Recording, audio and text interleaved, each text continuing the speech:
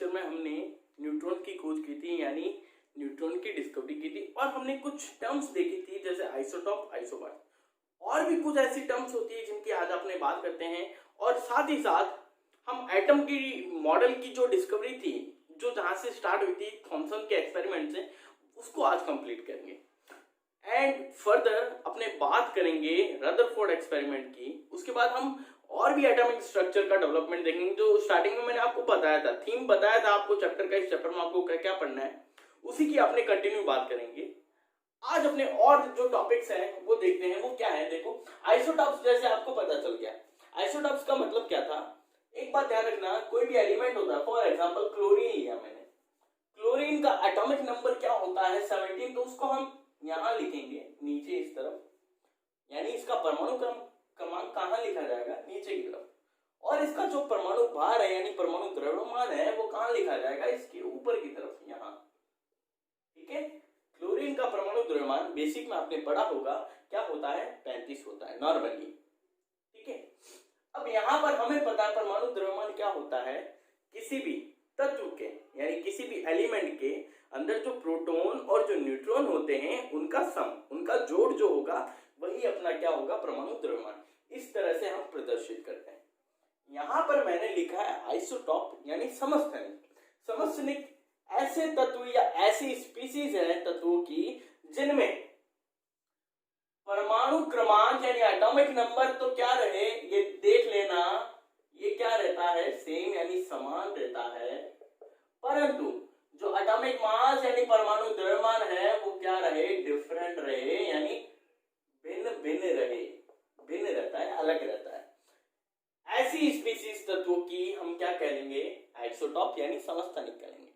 इसकी डेफिनेशन भी, अब एग्जांपल्स ध्यान रखना है, तो क्लोरीन का एग्जांपल्स ध्यान रख लो। क्लोरीन को मैं ऐसे लिख रहा हूं, देखो एटॉमिक नंबर तो सबका क्या रहेगा, सेम, तो मैं इसको ऐसे लिख रहा हूं, क्लोरीन 35 एंड क्लोरीन 37। ये दो एग्जांपल्स हो गए। और क्या हो सकता है आपका 1H1, 1H2, 1H3 हो सकता है, यानी प्रोटियम, ड्यूटेरियम और ट्रिटियम। ठीक है, इसके बाद कार्बन 12 हो सकता है, कार्बन 13 हो सकता है, कार्बन 14 हो सकता है। यानी इन सब स्पीशीज में इनके जो परमाणु क्रमांक है, इनके जो परमाणु द्रव्यमान है, सॉरी परमाणु द्रव्यमान नहीं भाई साहब, यहाँ परमाणु क्रमांक की बात है। परमाणु क्रमांक यानी एटॉमिक नंबर, एटॉमिक नंबर तो क्या रहेगा सबका same, but atomic mass will be different, यानी परमाणु द्रव्यमान सबका क्या रहेगा, अलग अलग रहेगा।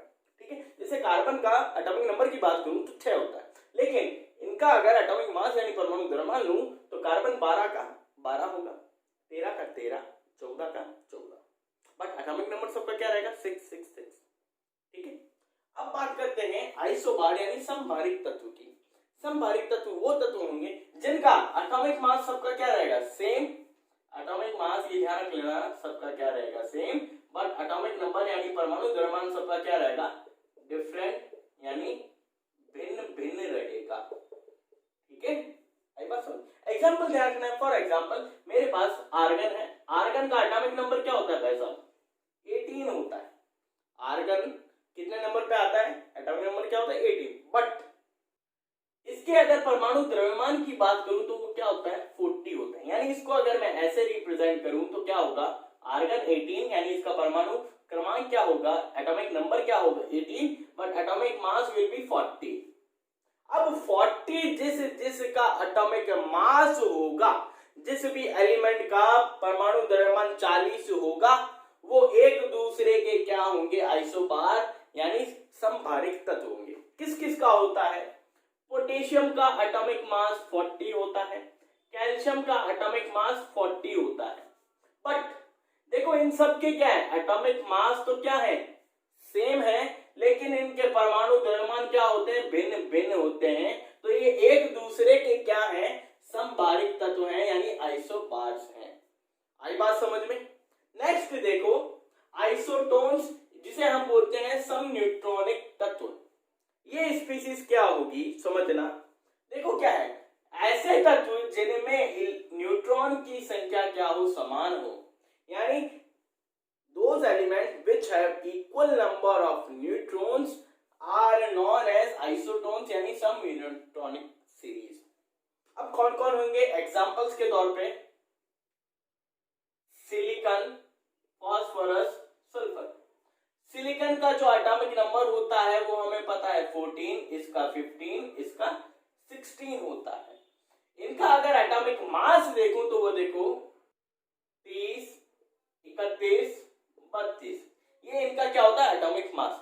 अब मैं अगर इनमें न्यूट्रॉन्स के नंबर देखूं कि भाई साहब इनमें न्यूट्रॉन्स कितने हैं, तो वो मेरे को कितने मिलेंगे, यहां भी 16, यहां भी 16, यहां भी 16।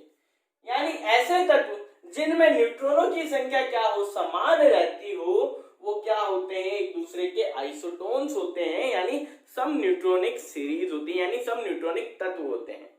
तो क्या बात आई समझ में, those element which have equal number of neutron, ऐसे तत्व जिनमें न्यूट्रॉनों की संख्या क्या हो, समान हो, वो क्या होते हैं, आइसोटोन्स, यानी सम न्यूट्रॉनिक तत्व होते हैं। एग्जांपल के तौर पे आप क्या याद रखना, सिलिकॉन, फास्फोरस, सल्फर, ये एक दूसरे के क्या है, सम न्यूट्रॉनिक है, यानी आइसोटोनिक। नेक्स्ट देखो आइसोटर्स, इसे हिंदी में भी आप लोग आइसोटर याद रखना। क्या है आइसोटर, होता क्या है, ये किसी भी मॉलिक्यूल के लिए डिफाइन होता है, यानी किसी भी अणु के लिए डिफाइन होता है। ये तो सब जितने भी थे ये किसी तत्व के लिए डिफाइंड थे, यानी किसी एलिमेंट के लिए डिफाइंड थे, बट अणु के लिए डिफाइन होने वाली जो नाम है या जो डेफिनेशन है वो क्या है, आइसोटर। आइसोटर का मतलब क्या होता है, कोई भी दो तत्व, कोई भी दो अणु ले लो, कोई भी दो मॉलिक्यूल ले लो। फॉर एग्जांपल मैंने CO2 लिया और N2O लिया। CO2 और N2O में टोटल नंबर ऑफ एटम देखो कितने, यानी इनकी एटॉमिसिटी, यानी इनकी परमाणुकता देखो। यहां भी 3 एटम है, एटम की बात कर रहा हूं, यानी परमाणु की बात कर रहा हूं। यहां 3 परमाणु है, यहां भी कितने हैं भाई साहब, 3 परमाणु। यानी ऐसे अणु, ऐसे मॉलिक्यूल जिनमें परमाणुओं की संख्या क्या हो, समान हो, एटम के नंबर क्या हो, इक्वल हो, प्लस प्लस साथ में एक और कंडीशन है, क्या, ये देखना, इक्वल नंबर ऑफ इलेक्ट्रॉन, इनमें इलेक्ट्रॉनों की भी संख्या क्या होनी चाहिए, समान। कैसे, कार्बन देखो कितने नंबर पे आता है भाई साहब, 6 नंबर पे। ऑक्सीजन आता है भाई साहब 8 नंबर पे। यहां पर टोटल नंबर ऑफ इलेक्ट्रॉन की बात करूं अगर मैं, तो कार्बन में तो कितने होंगे, 6। ऑक्सीजन में, यहाँ 2 ऑक्सीजन के एटम है, एक ऑक्सीजन के एटम में 8 इलेक्ट्रॉन है, तो 2 में कितने होंगे, 16। तो टोटल कितने हुए, 12, 22 इलेक्ट्रॉन। आई बात समझ में।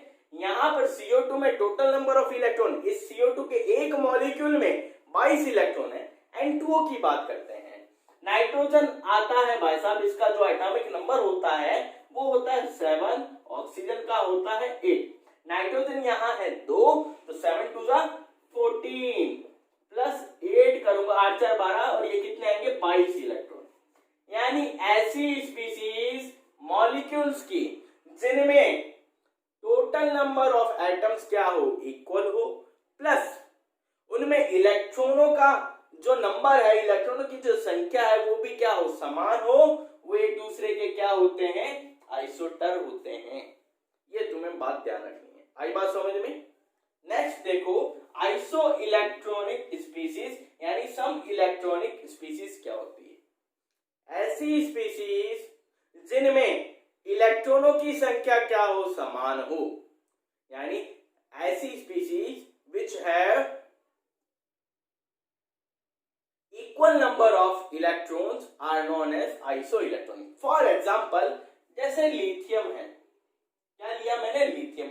अगर लिथियम का आयन मैं बना दूं तो क्या बनेगा, Li+1 बनेगा, Li+1। अगर लिथियम था सिर्फ, तो लिथियम का एटॉमिक नंबर 3, यानी इसमें इलेक्ट्रॉन कितने होंगे, 3। लेकिन जैसे ही Li+1 बनाया, इसका मतलब एक इलेक्ट्रॉन निकल गया, यहाँ पे टोटल इलेक्ट्रॉन कितने हैं, 2। अब हीलियम देखो, हीलियम में कितने इलेक्ट्रॉन होते हैं, 2। यानी ये एक दूसरे के क्या है, आइसो इलेक्ट्रॉनिक है, यानी सम इलेक्ट्रॉनिक है। इसी टाइप से मैंने एल्यूमिनियम लिया, क्या लिया, एल्यूमिनियम। भाई साहब एल्यूमिनियम +3 होता है, कितना होता है, +3। यानी यहां पर इसमें 10 इलेक्ट्रॉन है। सिंपल एल्यूमिनियम की बात करूं तो 13 एटॉमिक नंबर, यानी उसमें 13 इलेक्ट्रॉन। बट एल्यूमिनियम +3 की बात करी तो 10 इलेक्ट्रॉन। इसी टाइप से 10 एटॉमिक नंबर देखो किसका होता है, नियॉन। तो नियॉन और एल्यूमिनियम आयन एक दूसरे के क्या है, आइसो इलेक्ट्रॉनिक। इसी टाइप से एक और ले लो, बोरोन। बोरोन क्या होता है,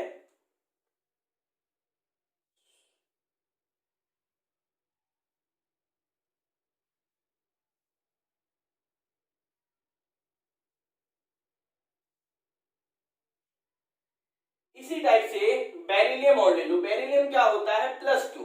बेरिलियम का नॉर्मल एटॉमिक नंबर यानी 4।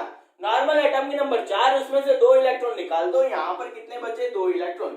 यानी मैं बोल सकता हूं बेरिलियम Li+1 और हीलियम, ये सब एक दूसरे के क्या है, आइसो इलेक्ट्रॉनिक है। आई बात समझ में, जिसमें इक्वल नंबर ऑफ इलेक्ट्रॉन होंगे, चाहे वो आयन हो चाहे वो एटम हो, चाहे वो कोई आयन हो चाहे वो एटम हो। ध्यान रखना, यहां देखो ये आयन है, ये भी आयन है, लेकिन ये एटम की बात कर रहा हूं, यानी परमाणु की बात कर रहा हूं। यहाँ पे इक्वल नंबर ऑफ इलेक्ट्रॉन है, तो ये एक दूसरे के क्या होंगे, आइसो इलेक्ट्रॉनिक, यानी सम इलेक्ट्रॉनिक। आई बात समझ में।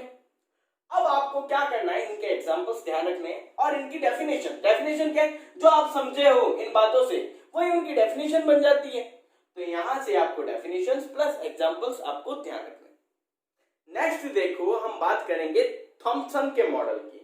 अब हम स्टार्ट करने वाले हैं, जो भी एटॉमिक मॉडल्स आए थे, सबसे पहला आया था थॉमसन एटॉमिक मॉडल, उसकी बात करते हैं। मॉडल क्या था, हो सकता है आप लोगों ने पढ़ा होगा छोटी क्लासेस में, जिसे हम बोलते हैं प्लम पुडिंग